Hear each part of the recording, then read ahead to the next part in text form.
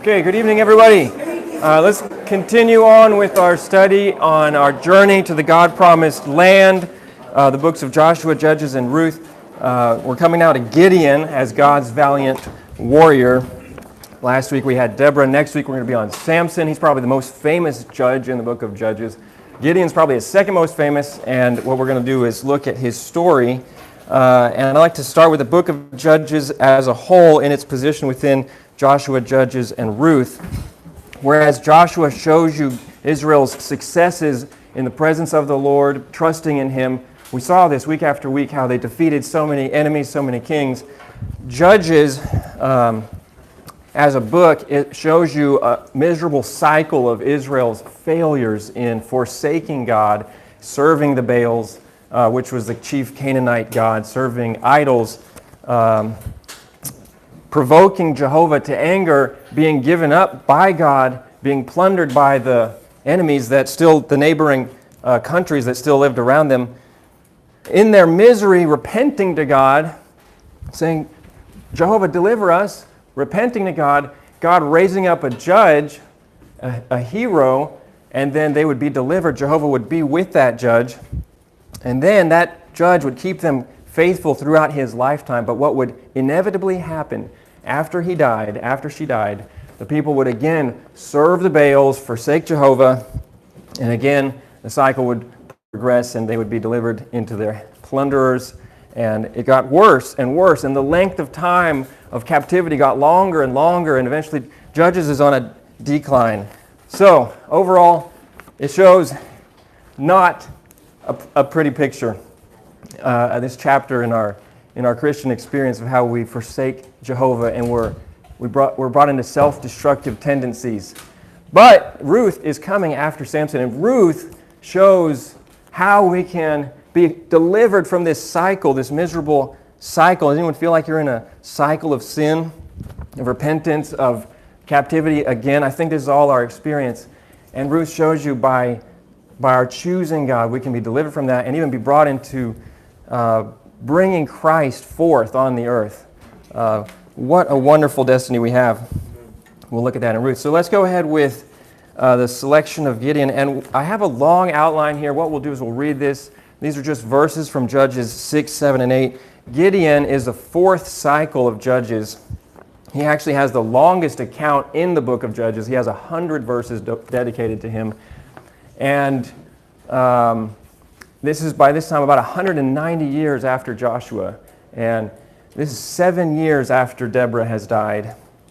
And the Israelites are now being oppressed by the Midianites. So don't get confused. Gideon is on our side and Midian is who we're against. So the Midianites are oppressing the Israelites. And what I want you to get out of the first point, the selection of Gideon as God's valiant warrior, is that Jehovah's presence is what makes a valiant warrior. I want you to write that down. Jehovah's presence is what makes a valiant warrior. I'm going to read these two verses, Judges 6, 11, and 12. The angel of Jehovah came and sat under the terebinth that was in Ophrah, which belonged to Joash the Abiezrite, while Gideon his son was beating out the wheat in the winepress in order to hide it from the Midianites. And the angel of Jehovah appeared to him and said to him, Jehovah is with you, valiant warrior. Now, at this time, it's amazing because Gideon has not fought any battles, and by all accounts, he is not a valiant warrior. He's actually, if you can, underline this word, hiding from the Midianites. He's in the winepress beating out the wheat in order to hide the food from the Midianites.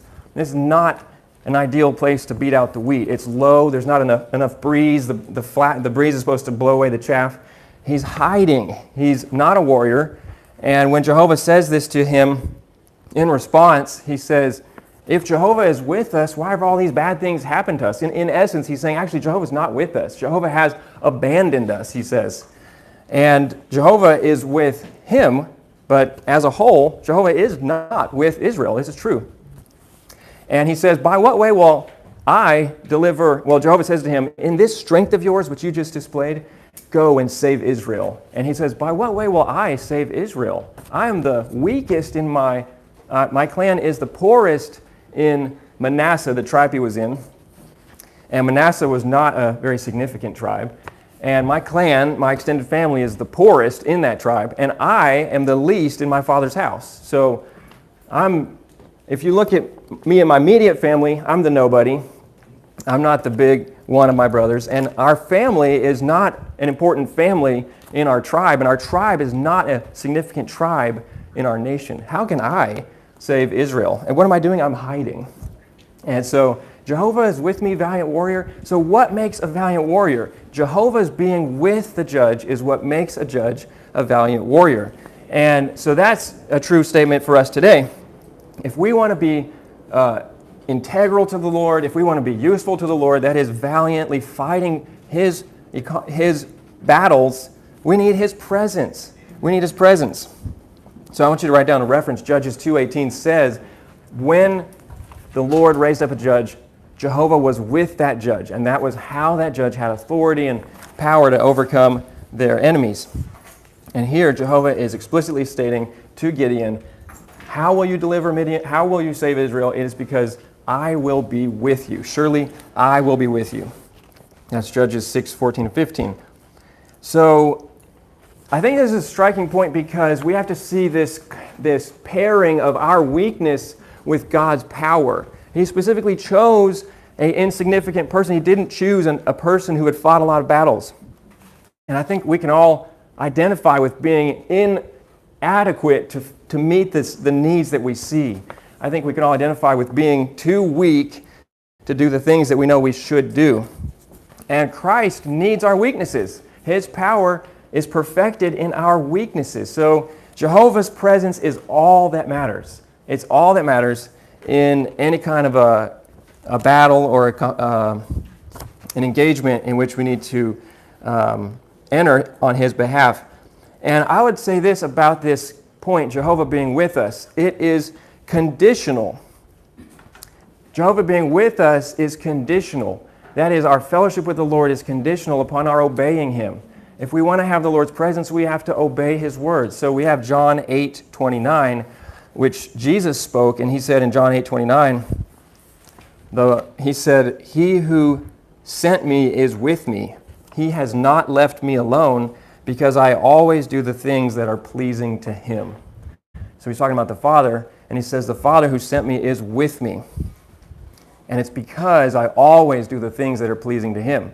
So here we have the condition of the presence is dependent on obedience or pleasing actions. So we see this with Gideon. Gideon is remarkable in that he listened to the Lord's word carefully.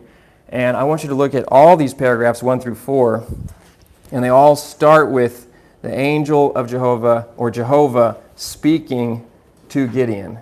In verse 12, in the first paragraph, 6:25, second paragraph, that night Jehovah said to him.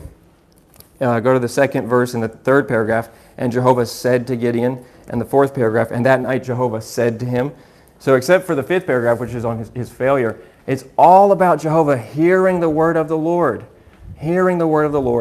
listening carefully to it, and then obeying it. This will maintain our sweet fellowship with the Lord, and that presence will then be with us, and we'll be able to accomplish what He needs us to accomplish. Do you remember last week when Barak said to Deborah, "I'm not going to go unless you go with me"? Y'all remember that? That presence of the judge meant everything in that battle. And similarly, the presence of Jehovah means everything in being made a valiant warrior. Okay, so that's the first point. God specifically chose an unlikely person, but He's with him. That's how we are too. We're unlikely, but God is with us. I love that. Okay.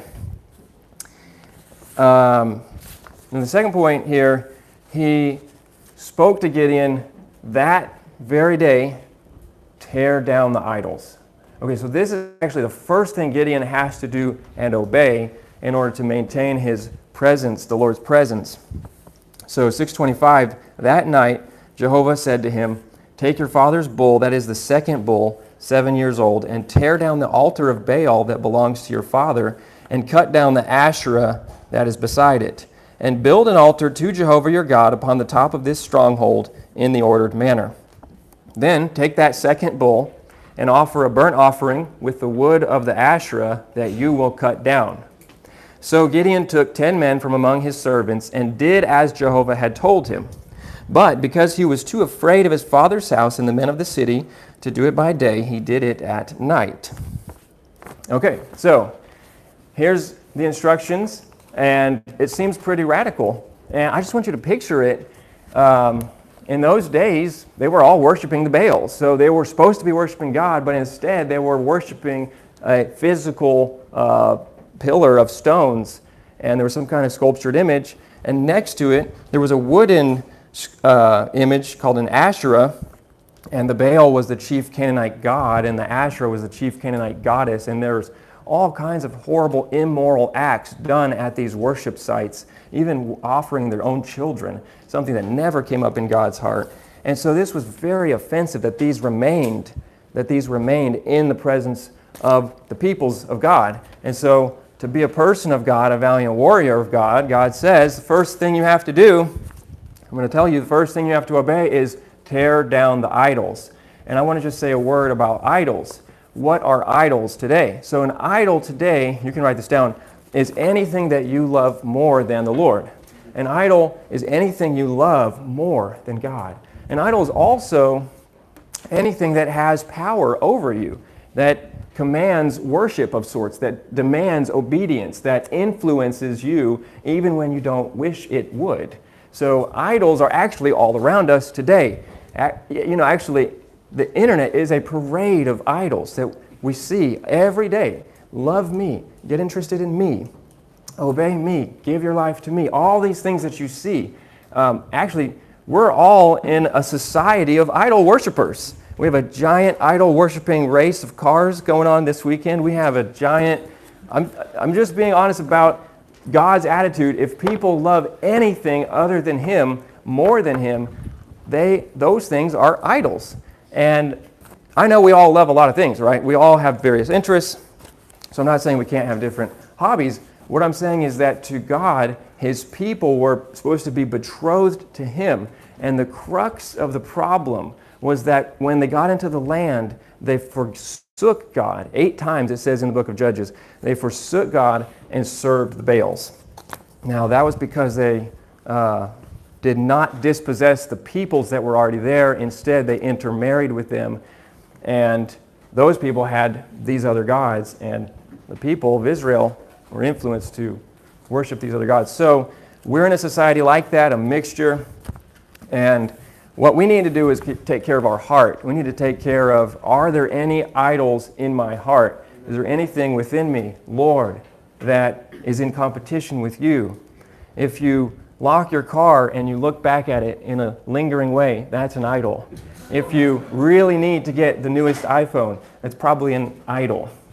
There are idols all around us in our physical idols, but also there are idols of fame, of success. There are idols of financial security. There are idols of celebrity, of all kinds of things, being someone on YouTube.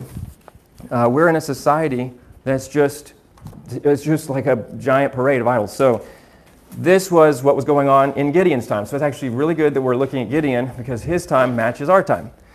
So Jehovah says, tear down the idol. But if you think about it, it's like that was like a wrong thing to do at that time. So he had to do it at night. And he's probably like, shh, let's like take the stones down quietly. Don't let the people wake up. And let's I don't know how you chop down that wood like quietly, but he's like, and then let's have a little secret campfire here and, kill the bull quietly. And then there's the ashes going up. We're just sitting there hoping no one wakes up. And so he's doing it quietly. And I just love this because a lot of times you may not be bold enough to deal with the idols publicly, but in your own dorm room or in your own room, when you kneel down next to your bed, you can pray, Lord, and no one needs to see it, but you can say, Lord, I'm willing to let you take this idol. I'm willing to not do that. I'm willing to give that up. And there's one experience I had when I was a junior in my winter break, and I had this real aspiration to go to South Korea. That's so interesting. And but I wanted to go study there, and I think the aspiration was related to liking Korean girls and just liking the whole, I'm sorry, it wasn't pure. In other words, it was just an idol. And the Lord was aware of it, and he was saying, okay, you're losing the enjoyment of Christ as this semester goes on. And in the winter break, someone shared a message about the goal of the Christian life being to gain Christ. And I just heard it, and I realized my goal is just to go to Korea and learn Korean and have that whole life. And I said, Lord, do you want me to go? And I was on my knees. It was in secret, and the Lord spoke to me. He said, if you are willing, don't go. And I was shocked that he said that. And in other words, the door's open, but if you're willing, don't go.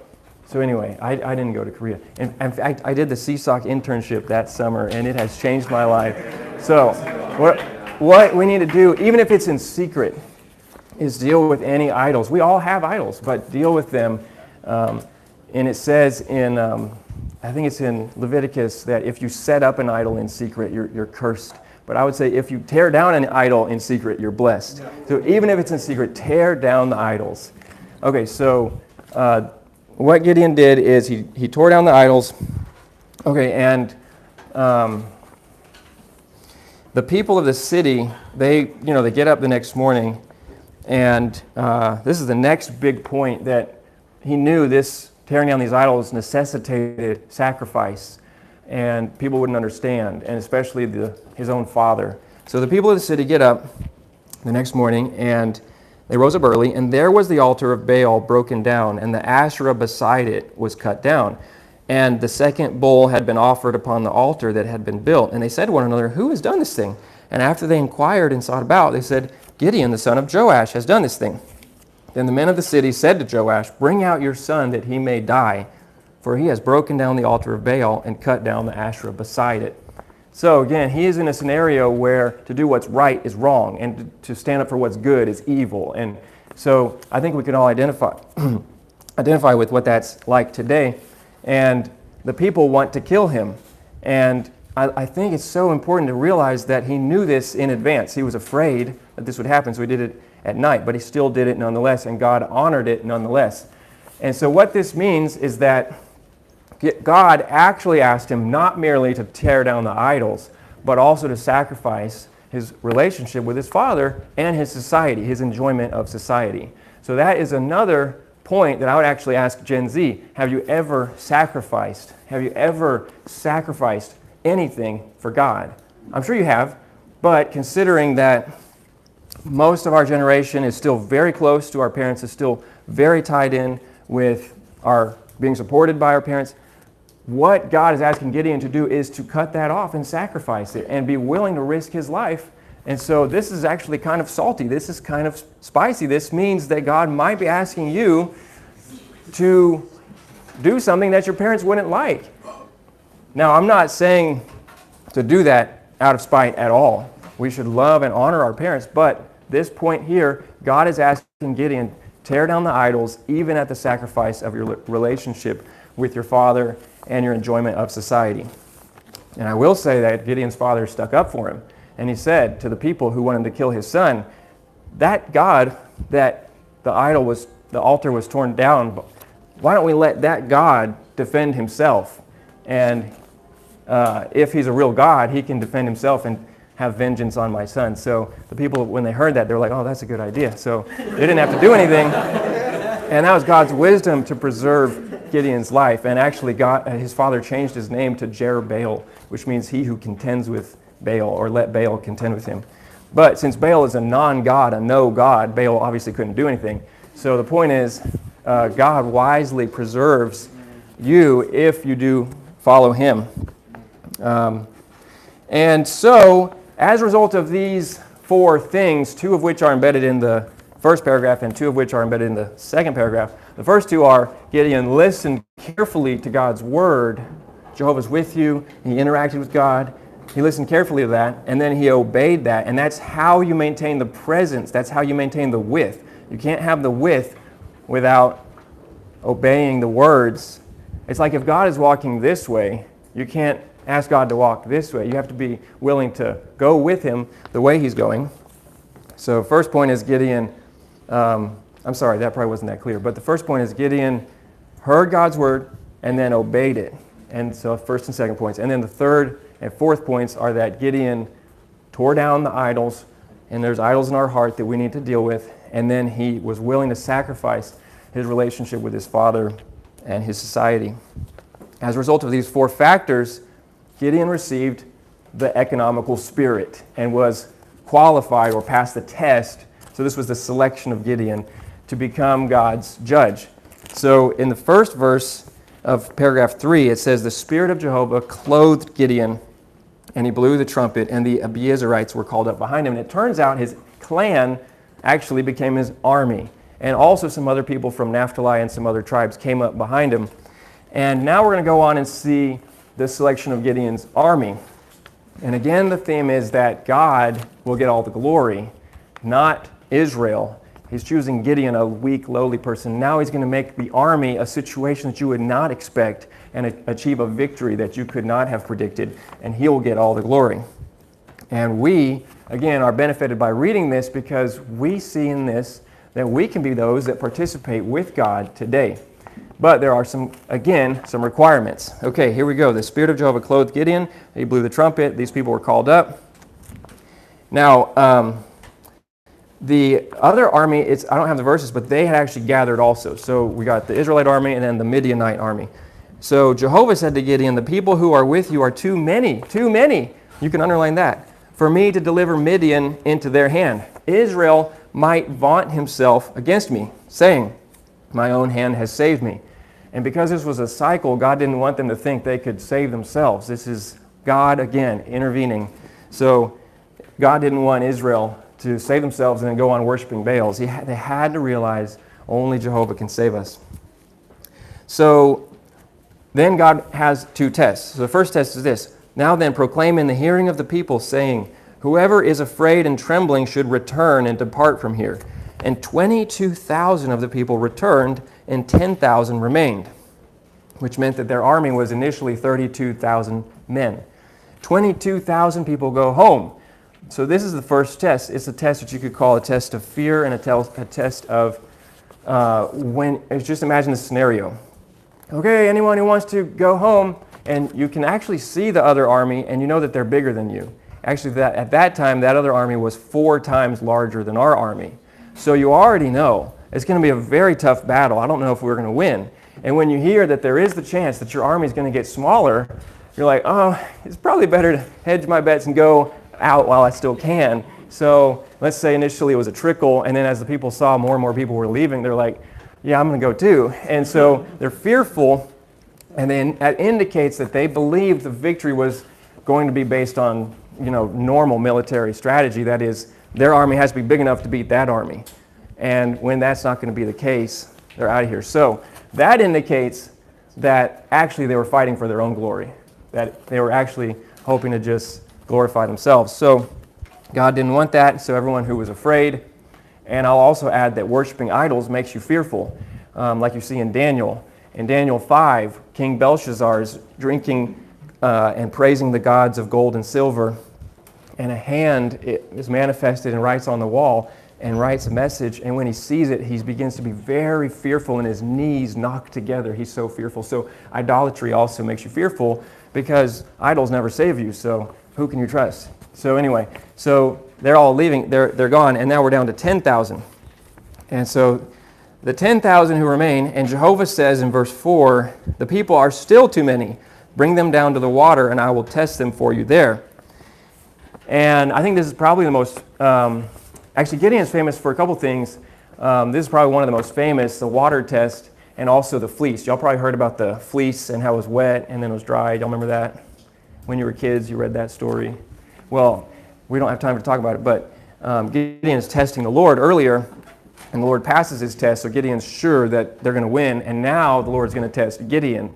And Gideon, are you sure you're still going to win, even though you have a lot less people than you think you need? So here we go. So Jehovah says to Gideon, the people are still too many. Bring them down to the water, and I will test them for you there. And he of whom I say to you, this one shall go with you, he shall go with you. And every one of whom I say to you, this one shall not go with you, he shall not go. So he brought the people down to the water, and Jehovah said to Gideon, Everyone who laps from the water with his tongue as a dog laps, you shall set apart. Likewise, everyone who bows down on his knees to drink. So I want to just illustrate. So first group of people, now remember, they're carrying their baggage. They got their shield, their sword, their spear. And the first group of people he's interested in are people who lap with their hand as a dog laps. And you would have to basically get down like this and go like this. So you're not going to get that much water. Maybe I should even pour some water out and see how much water I can get in my hand. Obviously, you can't drink that much. You can get a little bit, but you can't quench your thirst. You're thirsty, and you're finally at the stream, and you can get a drink. And now the other group of people, they're getting down on their knees, and they're just putting their face in the water, and they're getting as much water as they can. So you have two groups of people, and this is the test. So those who lapped like a dog, that is, they got down and then they did like this, were 300, and then 9,700, that's like much, the great number, they just went all in. They just dropped their sword, their spear, face down, knees on the ground, bowing down, kneeling down, getting a drink. So what is the meaning of this? And then Jehovah says to Gideon, let all those other people go and just keep the 300. So what is the meaning of this? Well, I think it's a couple things. And one is vigilance, and that is if you were a soldier at that time and you had your sword and spear, then if you drop it and put your face down and you're kneeling down, then if you had a surprise attack, you'd be unprepared. So those that are only getting a little bit of water so that they can keep their gaze up on the horizon, they're still watchful, I think that could imply that when we take care of our personal needs, when we satisfy our thirst, we don't forget that we're actually still in a war. We're still prayerful, we're still watchful. How many times in the Bible does it say be watchful at every time? It says that again and again. That's a theme. You do not know when your Lord comes. Be watchful at every time. Maintain a praying spirit. And when Jesus was in the garden, that was the issue. They were falling asleep when he was telling them to pray. So that's one aspect of it. And then another aspect is, is sacrifice. And I think this one correlates to Gideon's sacrifice. So this was a test of what do you do when you have opportunity to meet your needs. Do you indulge? Do you go all out? Or do you hold back and in that scenario only take a little bit but keep yourself, how do I say it, reserved for God's need? So here you have the chance to drink, and yet you're only going to get a little bit so that you can be a soldier for Gideon. And the chance to drink is a necessity. Water is a necessity. And the chance, when you're at the brook and you're told to drink, is the time to meet your necessities. So we all have necessities. But what will be the characteristic of our meeting our necessities? So what are some applications of this? I could just ask the crowd, what are some scenarios? Maybe someone could share on these when we're having the overflow. But some that I was thinking are, well, to be honest, my mind is going blank. I can't really think of what maybe I had thought of. So maybe we should just, when we have overflow, if anyone has a point on this, you could share it. I would just say the chance to meet your own needs is a real test. And it's not like meeting your needs is wrong. And you're also not fearful. You're in the group that believes the victory is going to be from the Lord, but are you so engaged in meeting your needs that you put down your weapons and cease fighting? You get sent home. On the other hand, those that don't meet their needs to the full, they don't fully gratify that need, whether it be, what's an example? Like you're willing to not take the highest paying job because it would take all of your time and soul and heart. And yes, that's a need. You need your money. You need your living, but you're not going to go so into it that you have zero for God. Or you're willing to move to another place where the standard of living is less than you could have if you stayed here. And you're not moving there for yourself, but it's for God. And you're willing to take a little bit of a lower standard of living. Those are some of the scenarios that might apply here. And so you're meeting your needs, but you're seeking first the kingdom. In other words, your whole mentality is not meeting your needs. Your whole mentality is the kingdom, the kingdom. That's what's first. That's what's on your mind. And so then, yeah, your needs, they're met, but not to the extent, and that's okay. And one thing I'd like to point out is that if you are willing to take just the amount that you need in your hand, then God, according to verse 7, will deliver Midian into your hand. So I'd like you to underline, I'm going to deliver Midian into your hand through the 300. You get a reward. That is, you participate in meeting God's need. So one other way to say this is, if you drink less, he can drink more. So according to Psalm 110, the young people who give themselves to the Lord become a brook for the Lord to drink from as he's on his way.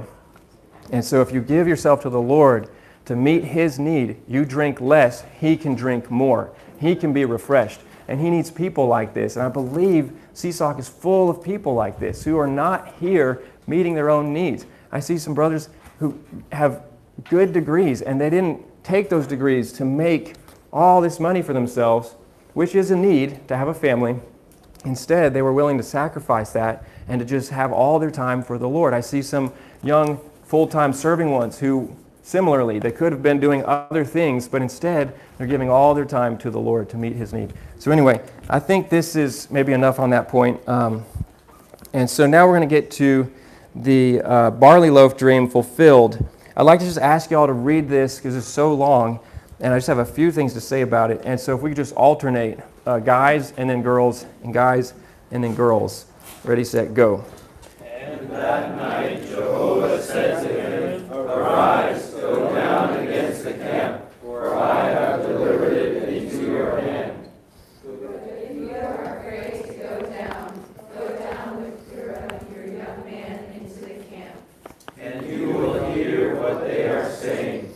Then afterward your hands will be strengthened, so that you can go down against the camp.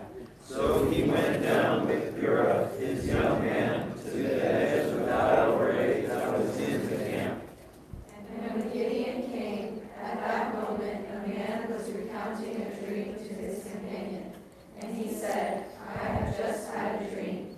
There was this round loaf of barley bread tumbling through the camp of Midian.